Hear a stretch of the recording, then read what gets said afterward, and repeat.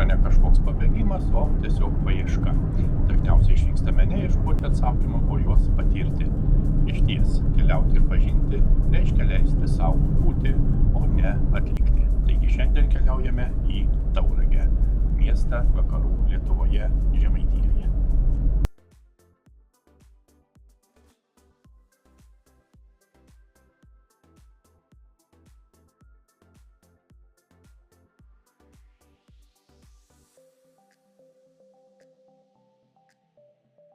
Taip, šiandien yra ketvirtadienis, puikiai rugpjūčio diena ir mes lankomės Tauragėje, būtent Žemaitijoje, vakarų Lietuvos mieste, kuris yra prie jūros upės ir būtent jūros upės kairiajame krante.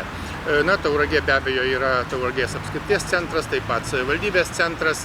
Ir mes šiuo metu esame pačiame geografinėme centre, kuris yra tarp vadinamos Tauragės pilies ir kultūros centro.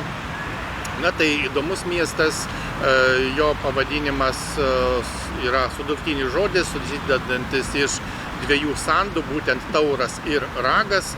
Aiškinimas šiek tiek yra skirtingas. Ragas tai nereiškia žvėries rago, bet turi kitą prasmę.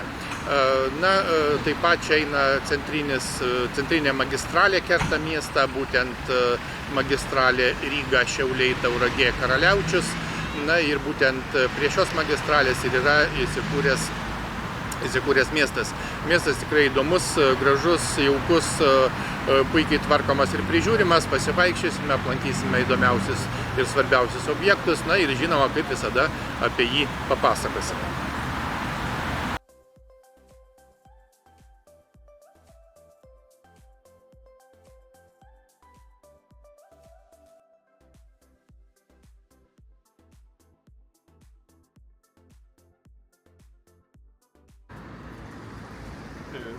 Pažinti su miestu pradedame nuo pilies ir netoliese stovinčio tauro skulptūros. Galima sakyti, tai miesto svarbiausias simbolis. Kaip jau minėjome, miestas yra vakarų Lietuvoje, Žemaitijoje. Nors Tauragės istorija sena ir turtinga, miesto teisės jie gavo tik 1932 metais, tai yra Lietuvos Respublikos laikais.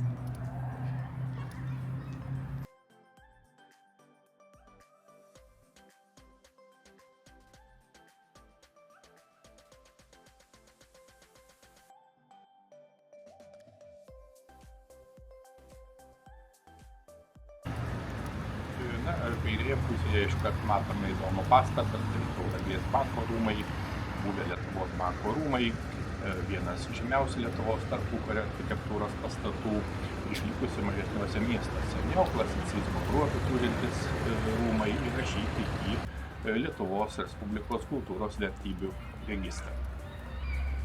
Įdomu paminėti, kad miesto herbe yra vaizduojamas medžioklės tauro ragas.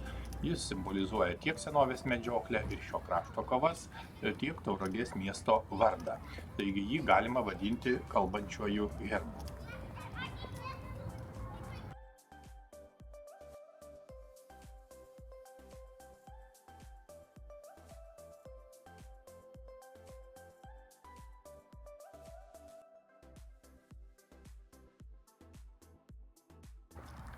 Miesto plotas yra apie 16,7 kvadratiniai kilometrai, o gyventojų skaičius maždaug 21 000. Tauragė išsidėsčiusi, kaip sakėme, kairiajame jūros upės krante ir yra svarbus geležinkelio bei automobilių kelių mazgas.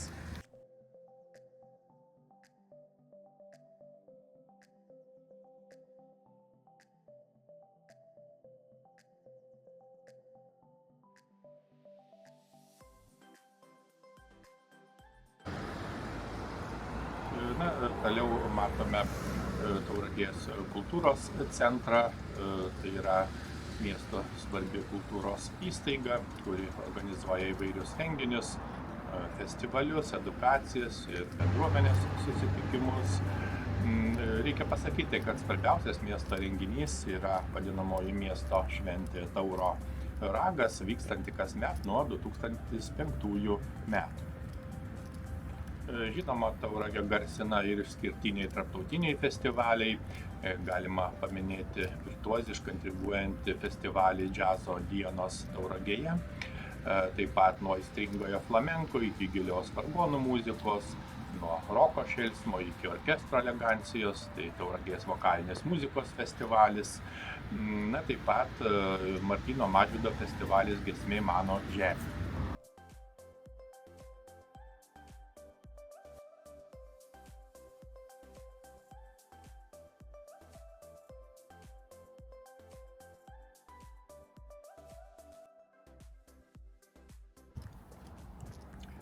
Istoriškai Tauragė vystėsi šalia Tauragės dvaro, kuris buvo žinomas nuo 1499 metų. Miestas buvo linijinio plano, su vienos gatvės išsidėstymu. Pirmieji reikšmingi įvykiai siejami su kunigaikščiu Jonu Radvila ir 17 amžiaus miesto pertvarkymu. Keliaujame toliau link bažnyčios ir ją taip pat apžiūrėsime.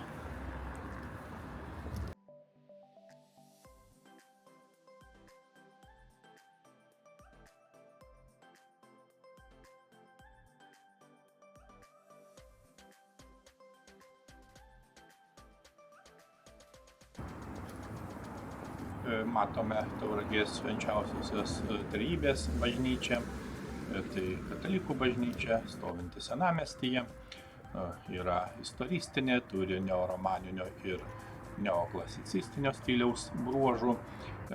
Galima paminėti, kad pirmoji bažnyčia Tauragėje pastatyta 1507 metais ir prie jos buvo įkurta mokykla, bene pirmoji Žemaitijoje. 1702 buvo pastatyta nauja medinė bažnyčia, 1899 metais medinė bažnyčia nugriauta, buvo pastatyta nauja mūrinė, 1915 metais bažnyčia apgriauta, o po 1920 iš dalies atstatyta. 1941 metais bažnyčia vėl apgriauta ir iki karo pabaigos liko neatstatyta. Atstatyta tik 1955 metais bendruomenės pastangomis.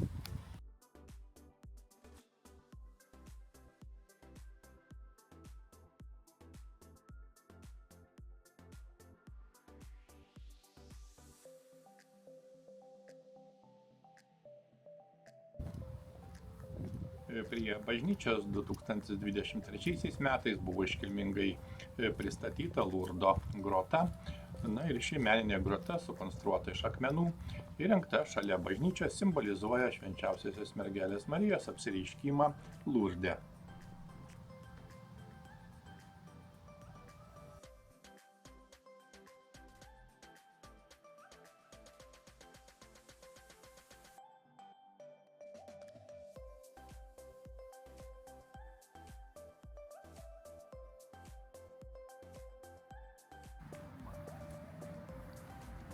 Prie bažnyčios yra partizanų skveras arba vadinamas bažnyčios skveras.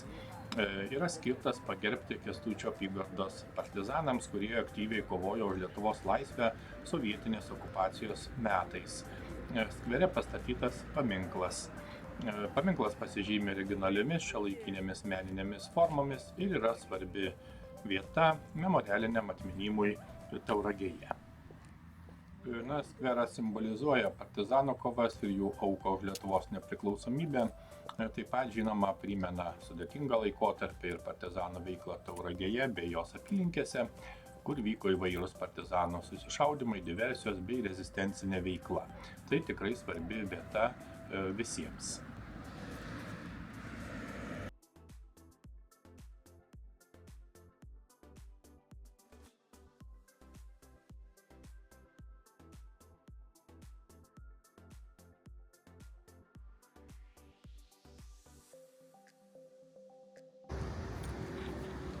Keletą žodžių apie miesto geografiją. Miestas įsidėstęs Jūros upės kairiajame krante, maždaug 102 km į pietvakarius nuo Šiaulių prie upės Vingio. Abipus magistralinio kelio, apie kurį jau minėjome. Mieste upė yra užtvenkta, ją kerta 3 tiltai. miesto pietiniu pakraščiu eina geležinkelis Radviliškis-Tilžė, mieste taip pat yra Tauragės geležinkelio stotis. Miesto pakraščiu rytiniu teka Beržės upelis.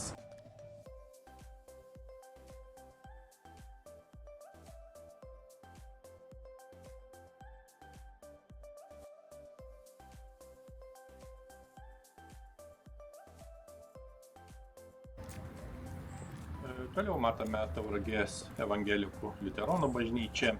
Ji buvo pastatyta 1843 metais. Taip pat galima paminėti, kad pirmoji evangelikų liuteronų bažnyčia Tauragėje pastatyta 17 amžiaus viduryje, tačiau kylant sukilimams ir karams, pirmoji dabartinės bažnyčios vieta pasikeitė.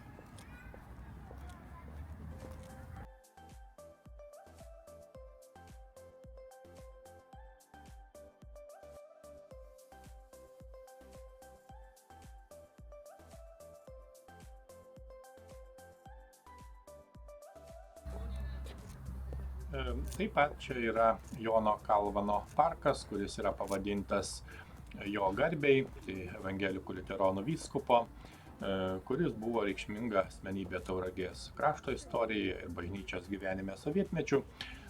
Parkas įkurtas šalia Martyno Mažvydo evangelikų liuteronų bažnyčios bei Martyno Mažvydo progimnazijos. Žinoma, parke yra įrengti įvairūs rekreaciniai patogumai, įskaitant riedlenčių rampą, kurią matėme. Ji buvo atnaujinta 2021 metais. Taip pat čia yra meninės instaliacijos ir paminkliniai ženklai, tarp jų ir skirtas Lietuvos himno autoriui Vincui Kudirkai.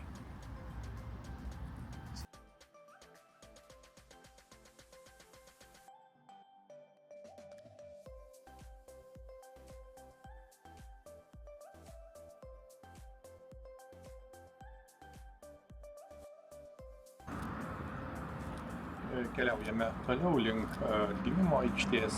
Būtent Atgimimo aikštė yra vienas svarbiausių viešųjų erdvių Tauragės mieste, susijusi su Lietuvos nepriklausomybės atgavimo laikotarpiu. Ši aikštė, žinoma, simbolizuoja miesto ir šalies laisvės bei atgimimo siekį. Aikštėje vyksta įvairūs renginiai susiję su patriotinėmis bei kultūrinėmis šventėmis.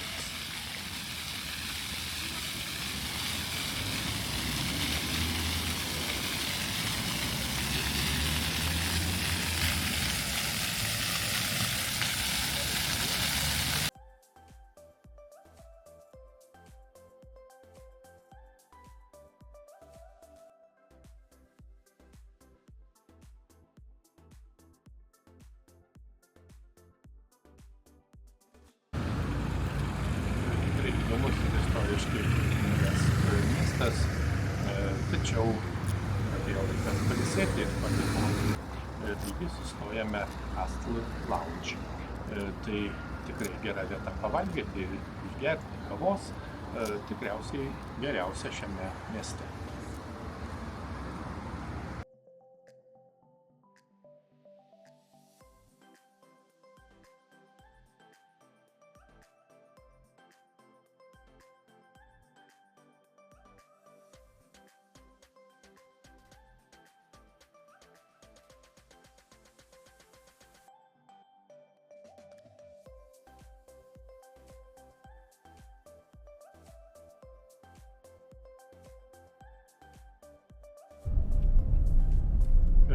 Po šaunios pietų pertraukos tęsėme pažintį su miestu, važiuojame link Jūros upės parko, būtent netoli nuo miesto centro Jūros upės krantine tęsiasi nedidelis 6 hektarų parkas. Jis prasideda nuo Molupio upelio, o baigėsi ties Vymerio kalnu. Dalis parko medžių pasodinta 17 amžiaus pabaigoje, o kita dalis prieš ketvirtį amžiaus. 2011 metais po parko rekonstrukcijos tarp tilto per Jūros upę ir užtvankos bei restorano Banga buvo įrengtas kultūrinis fontanas Gyvybės medis ir pastatyta 12 originalių suoliukų iš ąžuolo, granito ir metalo. Suoliukai dekoruoti senosios baltų kultūros simboliais. Parke galima susipažinti su senovės lietuvių zodiako ženklais ir remiantis baltų mitologiją, išsiaiškinti, ką mums per juos gali pasakyti mūsų protėviai.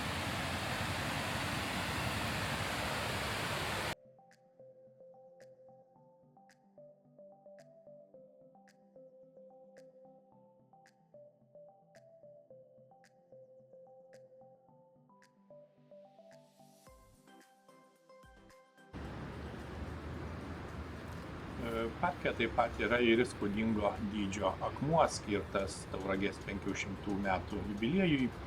Tai 4,4 metro aukščio ir maždaug 100 tonų svorio milžinas, pelnytai vadinamas Tauragės puntuku. 2007 metais, pažymint išskirtinę miesto sukaktį, jis buvo atvežtas iš Pagramančio miško.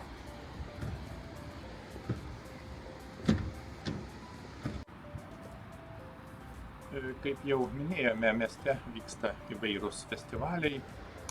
Ir festivalis Kvadratu Tauragėje yra menų ir kultūros festivalis, kuris vyksta nuo gegužės iki spalio mėnesio.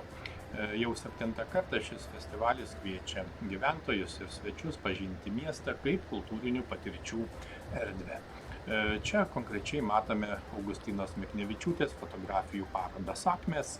Iš fotografijų žvelgia neeilinės moteris, kuriančios savo gyvenimus, savyje talpinančios savitas mintis, suvokimus, charakterį. Jos turi ir kažką sunkiai apibūdinamo, tai ko negalima nepastebėti.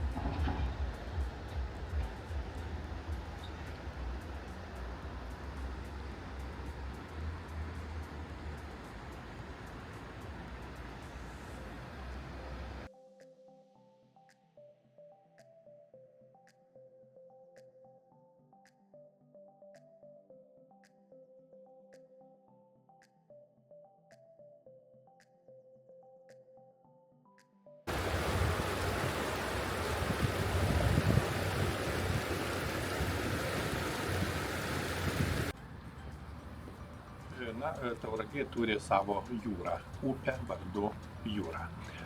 Maršrutas jūros upės pakrantėmis yra sudarytas siekiant supažindinti mieste prie upės išsidėsčiusiais lankytinais objektais.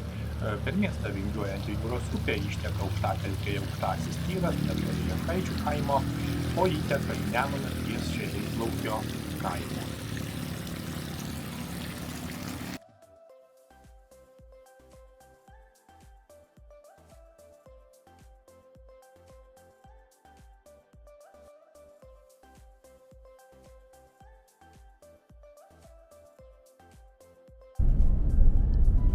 Reikia pasakyti, kad jūra yra 10-oji pagal ilgį, tik Lietuvos teritorijoje tekanti upė, jos ilgis maždaug 172 km.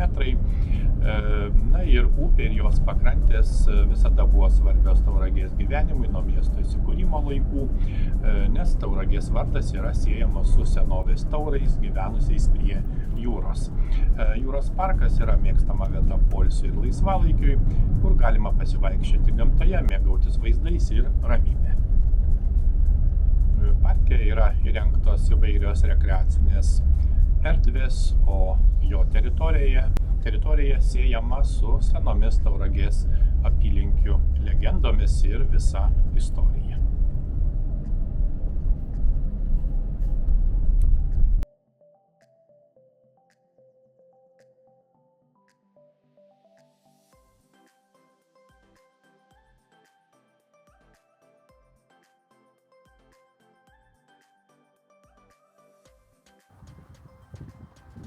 Įdomus, žinoma, Tauragės pėsčiųjų tiltas, tai yra tiltas pėstiesiems ir dviratininkams, nutiestas Tauragėje per jūros upę, jungia senamiestį su dešiniajame jūros krante esančia miesto dalimi Butkeliais. Tiltas miesto centro pusėje yra Prezidento gatvės tęsinys, jis sujungtas su jūros upės renovuota krantinė apačioje bei pėsčiųjų ir dviračių taku šlaito viršuje. Senamiesčio kranto viršuje prie laiptų link tilto stūkso Antrojo pasaulinio karo laikų dzotas. Yra apžvalgos aikštelė. O maždaug 150 metrų į šiaurę katalikų švenčiausiosios trejybės bažnyčia. Pėsčiųjų ir dviračių tiltas gelžbetoninis 4,2 metrų pločio, yra įrengtas apšvietimas, Statybos darbai buvo vykdomi 2013-2014 metais, na, o 2022 prie tilto įrengta poilsio erdvė, vadinamas pikniko parkas.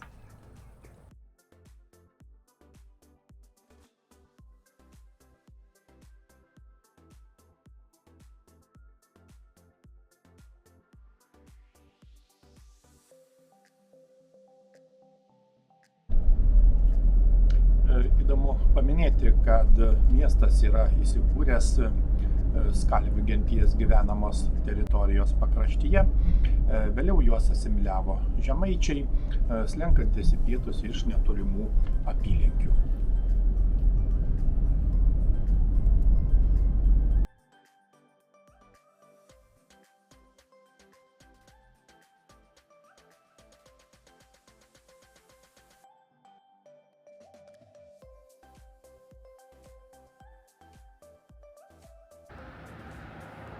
Senamiesčio skveras dar viena istorinė viešoji erdvė, kurią juosia bažnyčios ir Alyvų tako gatvės. Šis skveras yra vienas iš seniausių miesto centrų, kurio teritorija išliko svarbi jau nuo senųjų Tauragės ištakų. Iki XIX amžiaus vidurio ši vieta buvo pirmoji turgaus aikštė mieste.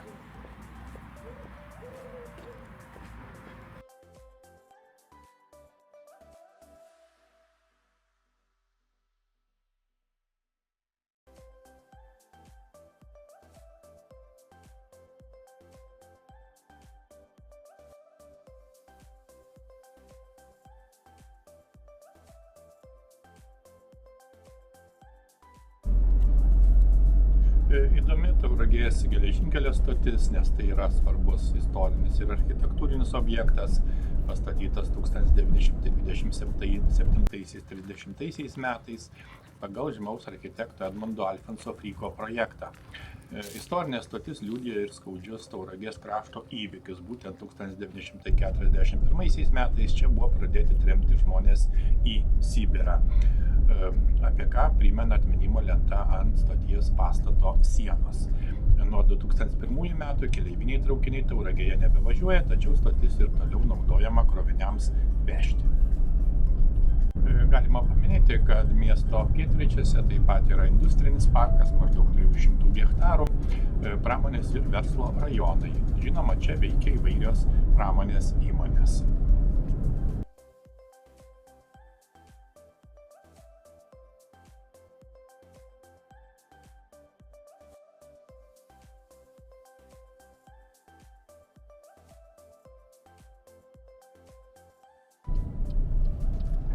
Tauragės autobusų stotis taip pat yra svarbi miesto ir rajono susisiekimo infrastruktūros dalis.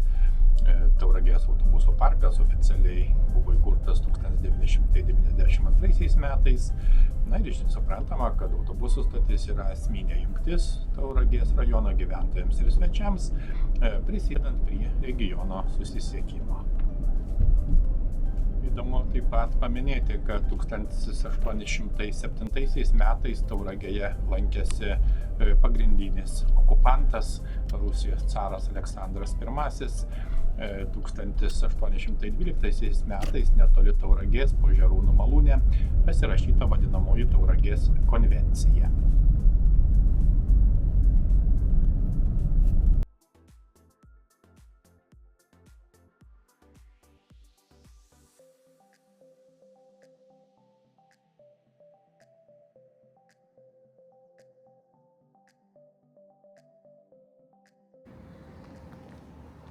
Savanorystės skveras taip pat atvira vieša erdvė, skirta skatinti bendruomeniškumą ir pagerbti savanorystės raidą mieste. Tai naujai sukurtas skveras, kuris veikia kaip susitikimų ir bendrystės vieta, simbolizuojanti tauragiškių savanorišką veiklą bei prisidėjimą gyvenant bendruomenėje. Čia organizuojami įvairūs kultūriniai renginiai, kurie skatina aktyvų visuomenės dalyvavimą ir bendrų idėjų puoselėjimą.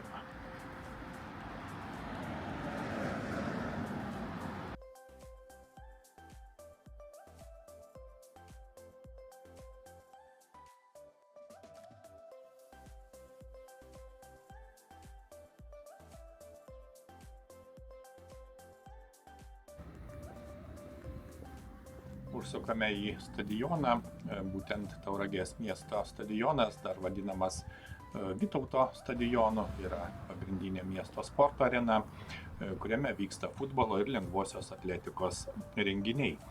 Stadionas pastatytas 1987 metais vietoje senojo stadiono. Jo rekonstrukcijai tuo metu buvo skirta apie 4 milijonus litų, iš kurių daugiau nei pusė buvo ES fondų parama. Stadionas yra Tauragės rajono savivaldybės nuosavybė ir yra svarbi miesto reprezentacinė sporto vieta. Miesto stadiono dabartinė talpa yra apie 3000 vietų žiūrovams. Stadionas yra rekonstruotas ir jo infrastruktūra tikrai yra moderni bei pritaikyta įvairioms sporto šakoms, žinoma pirmiausia futbolui ir lengvajai atletikai, įrengtos tribūnos su sėdimomis vietomis, treniruoklių aikštelės, kita reikalinga infrastruktūra.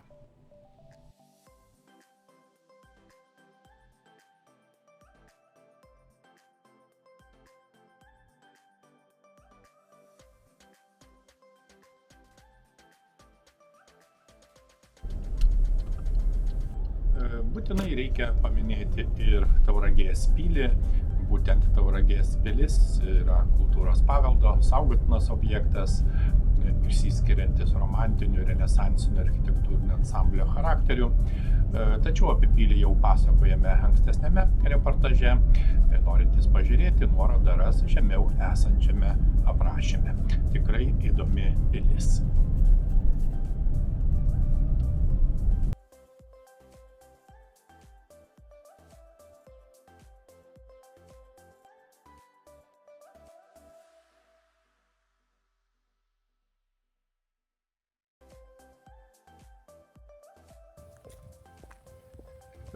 Taip pat galima pasakyti, kad individualių namų rajonuose teritorija taip pat puikiai tvarkoma, įrengiamos poilsio ir rekreacinės viešosios erdvės.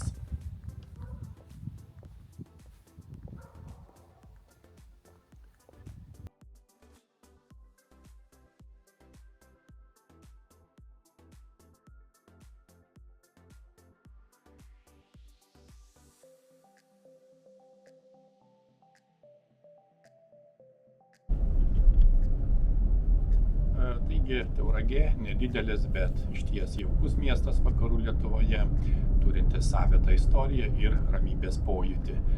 Kadaise buvusi pasienio tvirtovė, šiandien Tauragė vilioja lankytojus savo pilies kompleksu, kuriame įsikūręs muziejus ir kultūros erdvės. Taip pat pasivaikščiojimais palei jūros upę, žaliuojančiais parkais bei šiltų bendruomeniškų miestelėnų svetingumu. Čia galima atrasti ne tik praeities pėdsakus, bet ir šiuolaikinės kultūros pulsą. Taigi pažintinės kelionės po gimtąjį kraštą žavi tuo, jog jos leidžia iš naujo atrasti tai, kas atrodo ir taip pažįstama.